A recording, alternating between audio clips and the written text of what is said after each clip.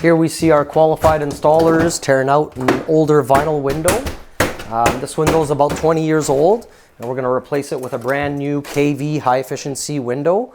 We always try to remove the window without doing any damage to the interior, so we try to minimize the use of sawzalls and whatnot. So as you can see, this window is coming out as one unit. We've taken the two end pieces of glass out just to make the window a little bit lighter, and out she goes. The new window will go in with low expansion foam all around to make sure that it's got an airtight seal. We redo all the trim work on the interior with wood fill, and exterior gets a new bead of caulking, color matching the window frame. Typically an installation like this will take roughly, on a window this size, roughly about 2 hours. We always protect the floors with drop sheets.